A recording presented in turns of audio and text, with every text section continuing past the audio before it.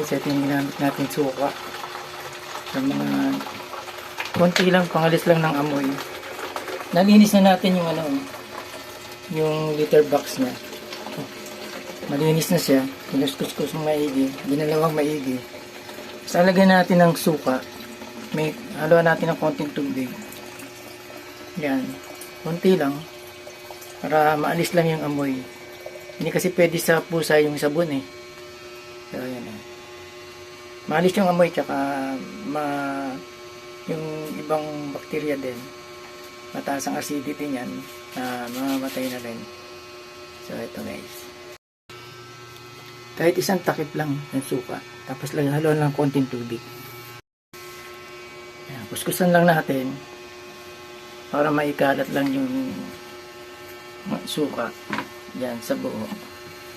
Yan. So, maya pagkatuyo, pag medyo natuyo na siya, sa transfer ko na yung bago kong nabiling sand liter, cat sand liter. Pero sa susunod na episode siguro, kasi ang mahal ng sand liter eh, magdi-DIY tayo. So napanood lang din natin yun. So dito muna tayo kasi wala akong pamalit, hindi pa ako nakagawa. Ito munang nabili kong bagong sand liter. Ang mahal din, nagre-range sa 250 hanggang 500.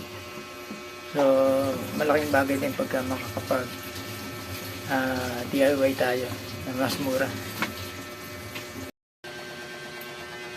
Guys, tuyo na oh. Wala nang amoy, malinis na.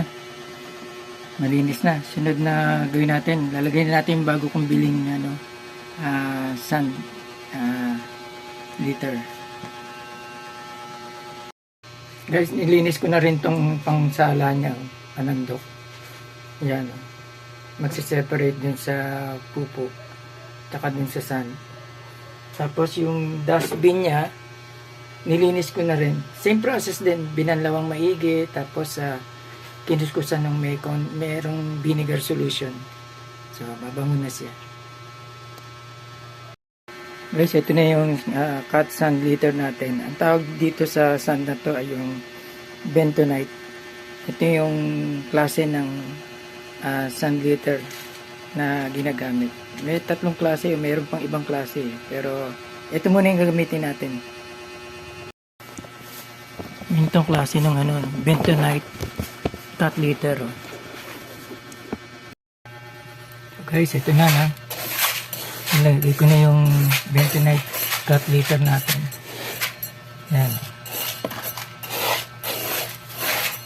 Hindi ko inubos para susunod meron pa tayo mailagay ulit. Yan. So ready na yan. Oo. Nasimulan na agad nila. Gustong gusto. Malinis nga naman. Ayan sila oh.